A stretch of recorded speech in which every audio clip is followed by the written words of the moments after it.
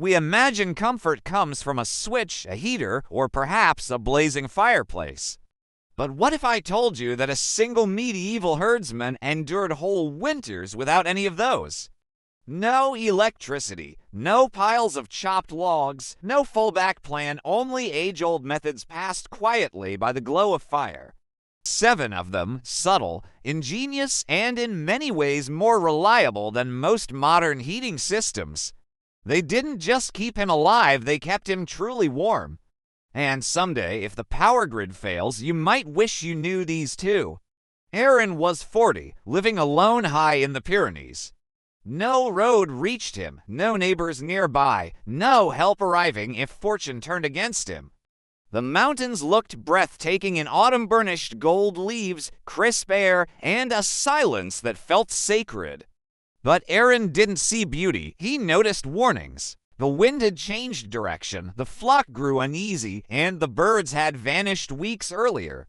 Winter was coming, and up here it didn't arrive gently, it stormed in like a battering ram. Aaron had no tall stack of firewood, no vast forest to harvest, only a few brittle logs, a smoky hearth, and the memory of an elder's voice whispering lessons beside the flame.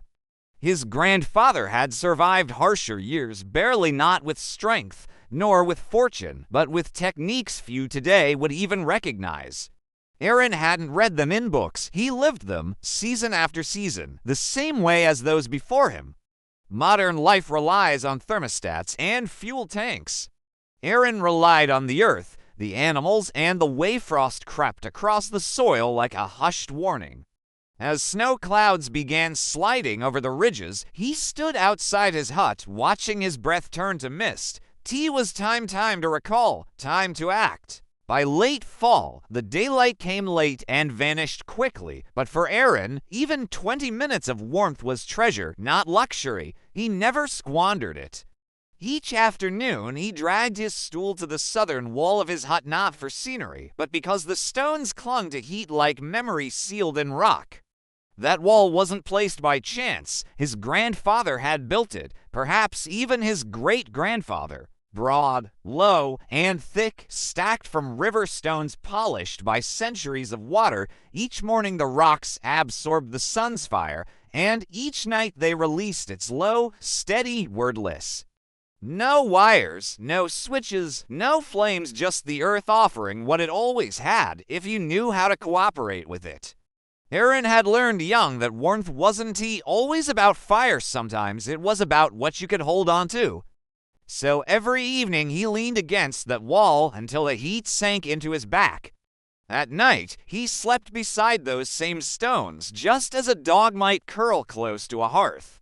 They stayed warm for hours, and when the wind screamed through the cracks of his door, he didn't tremble because the warmth was already there. Today, most of us flick a thermostat and wait, but once the power dies, we're helpless. We often forget that the sun itself can heat a dwelling if we simply give it something solid to cling to. That's the secret. Thermal mass stone, brick, clay, anything dense enough to drink in warmth and then release it slowly back into the air. Modern designers are rediscovering this idea in passive solar homes, earth-covered walls, and sustainable architecture. But Aaron had never abandoned it. He didn't call it thermal mass. He just understood, place the stones where the sunlight strikes strongest, and let them do the work. Old wisdom doesn't always speak loudly. Sometimes it just rests quietly against a sun-warmed wall, staying cozy long after the fire has gone cold. The first frost came early that season. By evening, a thin sheet of ice coated the water bucket, and by dawn, it cracked like brittle glass.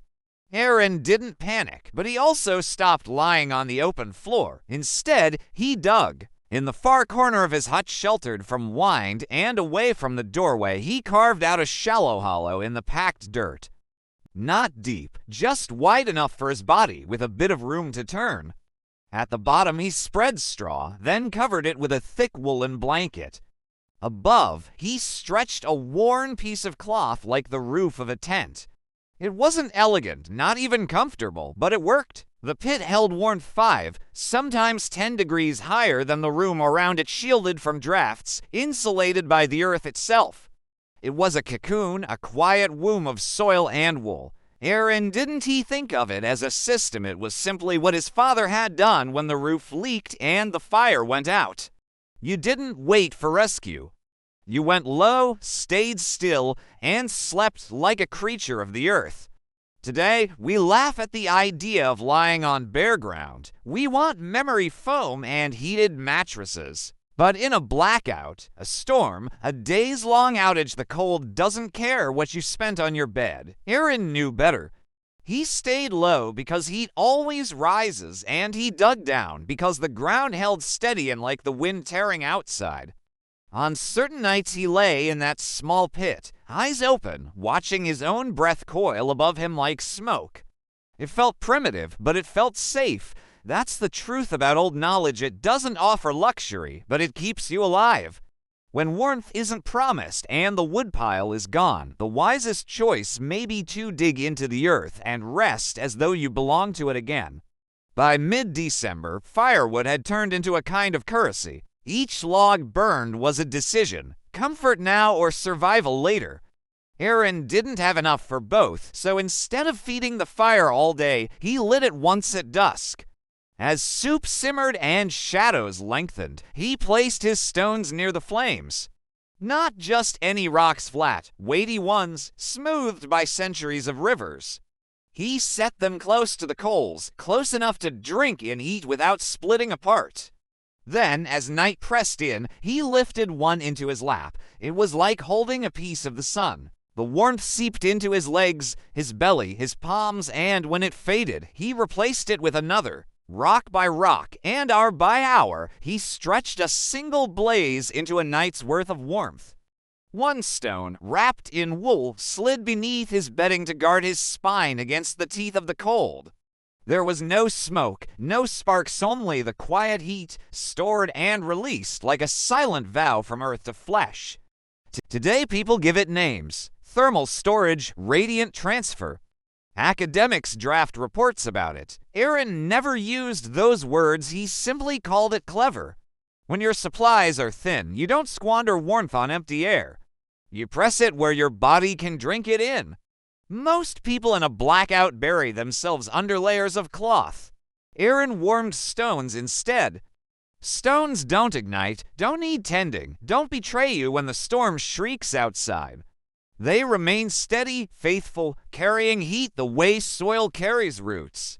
On long nights, with his palms spread over a heated stone, memories returned his grandfather crouched by the fire, doing the same in winters far harsher, when doors froze shut and every surface cracked with ice. No one had given him lessons. Aaron had watched in silence, remembered, and trusted what needed no explanation. And it wasn't tied to his hut. Anyone could try at a flat rock, a flame, and the sense to hold on to warmth that survives after embers fade. Because endurance, dose, and tea always depend on the blaze itself. It depends on what lingers once the blaze dies. By the end of December, the wind had grown wild. It no longer sighed, it screamed. It tore at the gaps in his doorway and dragged the wool from his shoulders. Aaron understood the fire alone would not hold. So at dawn he stepped outside. Snow cracked beneath his boots. The cold struck hard, but he had waited long enough. He began stacking stones deliberately, not haphazardly. He knew the wind charged down from the northern ridge, funneled through the valley like a beast on the hunt. So he built a barrier, a wall of stone 3 feet tall, 6 feet across, thick and angled inward. It didn't erase the gale, but it broke its back. Inside, the air shifted, still cold, but calmer, easier to protect. The fire no longer had to rage. It smoldered gently, its heat lingering longer. Still, Aaron searched for more. Behind the fire pit, he propped a slab of river slate, dark, broad, and slightly curved. He had carried it years before from the creek bed, saving it without reason. Now it stood upright, leaning toward the room. That night, when the coals glowed red and the storm hissed at the door, the warmth reflected not into the wall, but back toward him. It wasn't glass, but it was a mirror of fire. Where we use metallic foils and engineered insulation, Aaron had only stone and instinct. But the aim was unchanged. Keep the heat in, push the cold out. He never named it science. He called it paying attention. Every draft had a source. Every ember deserved respect and a second chance to give warmth.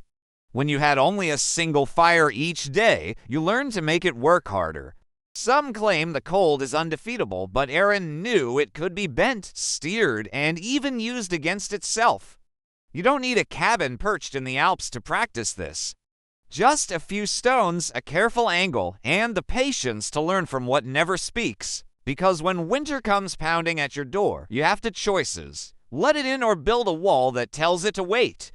By January, the fire was carefully rationed. Logs were scarce, and every evening became a negotiation, warmth or food.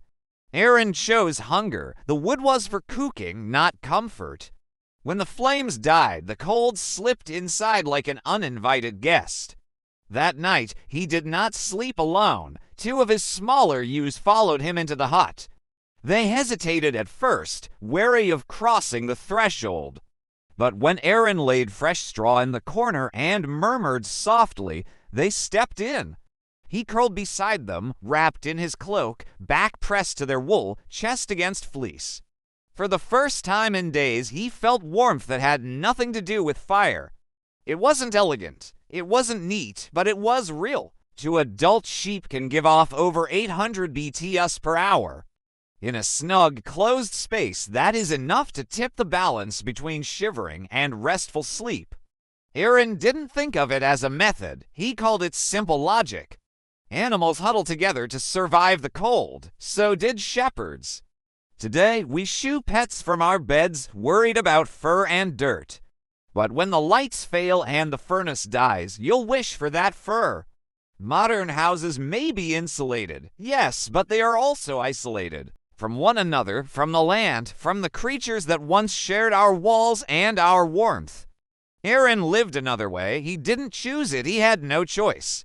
And in that necessity, he discovered a strange intimacy, not just with the sheep, but with the pulse of life itself, wild, raw, alive.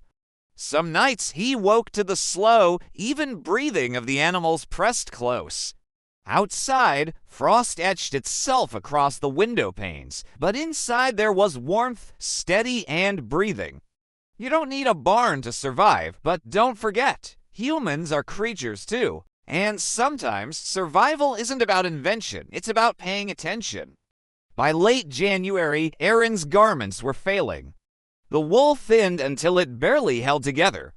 Sleeves frayed and no longer stopped the wind. There were no new coats, no shipments, no marketplace deliveries, just what he could salvage.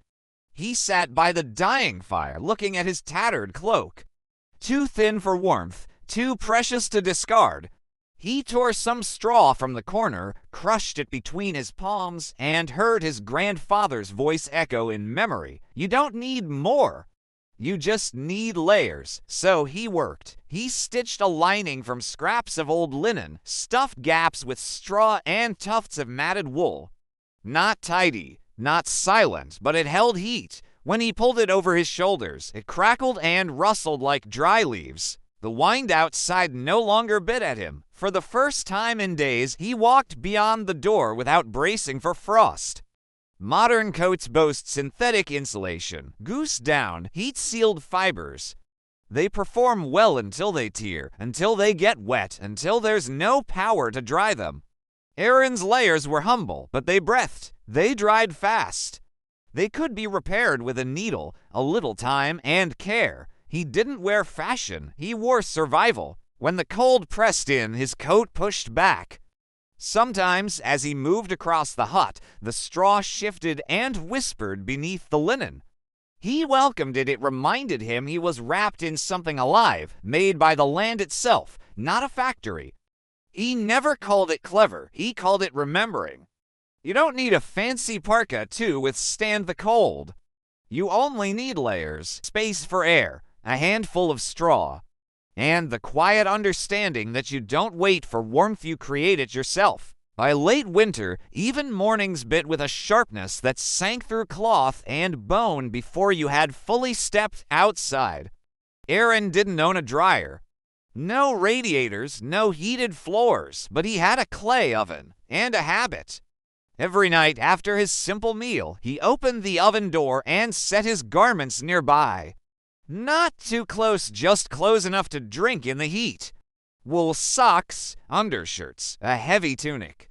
He left them there while he ate, letting each fiber absorb the rising warmth. By the time he pulled them on, they were more than warm, they felt alive, almost breathing.